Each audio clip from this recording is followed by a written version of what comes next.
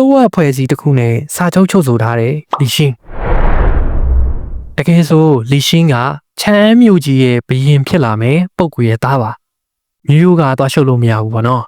ဒါပေမဲ့တရက်မှာတော့လီရှင်းရဲ့အဖေကိုတစ္ဆာဖောက်လို့ဆွဆွဲပြီးသူ့ရဲ့မိသားစုတစ်ခုလုံးကိုအပြစ်ပေးခြင်းခံခဲ့ရပါတယ်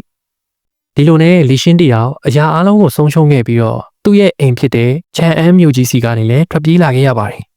သူပိုင်ဆိုင်တာဆိုလို့သူ့ဖေဖန်တီးပေးခဲ့တဲ့အမောင်ဆွမ်းအားတွေသာဖြစ်ပါတယ်ဒီမှာဇလန်းကစတာပါ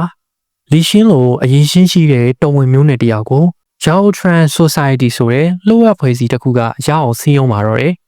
ဘလို့စီးရုံးတာလဲဆိုရင်လီရှင်းသာ Great Wall ကြီးစီကိုသွားပြီးအမှယာရုတွေတက်အာနာတွေရလာတာနဲ့သူ့ကိုချန်အန်းမြို့ကြီးကိုပြန်ပိုက်ဆိုင်နိုင်အောင်ဖန်တီးပေးမယ်လို့ကတိပေးခဲ့တာပါလီရှင်းကလည်းသူချစ်ရတဲ့အိမ်ကိုပြန်ကျင်တာမို့သူတို့ပြောတဲ့အတိုင်းလက်ခံလိုက်ပါတယ်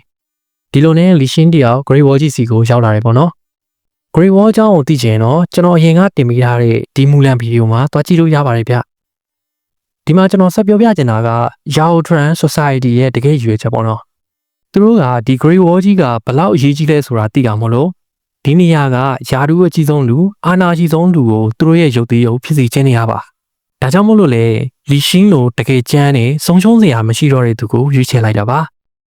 ဒါနဲ့ကျွန်တော်တို့တစ်ဖက်လမ်းက support ပေးခြင်းနေဆိုရင်တော့ Telegram က Zan HOK MMC မှာတိုကန်လေးတွေလာအားပေးလို့ရပါတယ်ဗျကဲဒါကတော့လီရှင်းရဲ့ဘဝဆက်ကြောင်းကိုအနေငယ်ပြပြပေးခဲ့တာပဲဖြစ်ပါတယ်မနေ့ပြန်မှာလည်းဘယ်ဟီးရိုးရဲ့အကြောင်းကိုဗီဒီယိုလုပ်ပေးရမလဲဆိုတာ comment မှာပြောခဲ့လို့ရပါတယ်ကျွန်တော်ဇန်ပါဗျနောက်ဗီဒီယိုလေးမှာပြန်တွေ့အောင်